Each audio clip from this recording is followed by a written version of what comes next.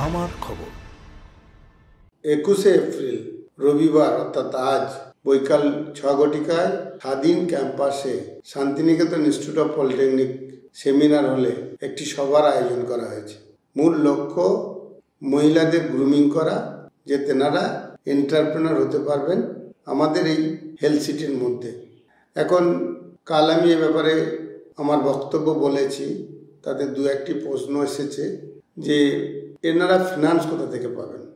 অবশ্যই এন্টারপ্রেনার হতে গেলে বড় পার্ট হচ্ছে ফিনান্স, কিন্তু আজকের দিনে আমি ব্যক্তিগতভাবে মনে করি বা আমি পরীক্ষালব্ধ ফল হিসেবে বলছি, যদি দৃঢ়তা থাকে এবং ডেডিকেশন থাকে, সঙ্গে সঙ্গে স্কিল নিজেকে তৈরি করা যায় এবং সততা থাকলে এগুলো মার্কেট থেকে জোগাড় করে নেওয়া যাবে।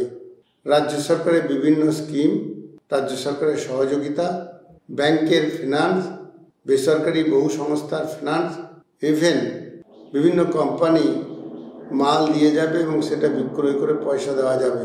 এর জন্য সততা লাগবে। সেই রকম দৃঢ়তা বা সততা থাকলে আমরা সেক্ষেত্রগুলিতে আমাদের সংস্থার তরফ থেকে গ্রান্টার থাকব।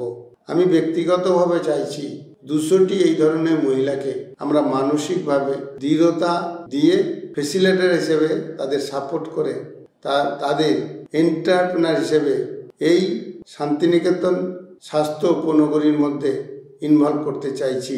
সেই উপলক্ষেই এই সেমিনার। আমি আবেদন জানাবো সকল শুভবুদ্ধি সম্পন্ন মানুষকে এই সেমিনারে অংশগ্রহণ করুন এবং মহিলাদের গ্রুমিং করুন, যাতে করে তেনারা এন্টারপ্রেনার হতে পারেন।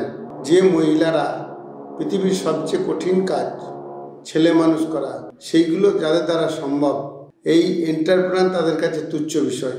শুধু মানসিক একটু জোর দেওয়া এবং উৎসাহ দেওয়া, তাহলেই দেখতে পাবো আমাদের ভারতবর্ষ তথা পশ্চিমবঙ্গে এন্টারপ্রেনারের 50%-এর উপরে স্থান এই মহিলারা দখল করে থাকবে। এই শুভক্ষণে আপনাদের উপস্থিতি একান্তভাবে কামনা করি। নমস্কার। দেখতে চোখ রাখুন আমাদের ফেসবুক ও ইউটিউব চ্যানেলে।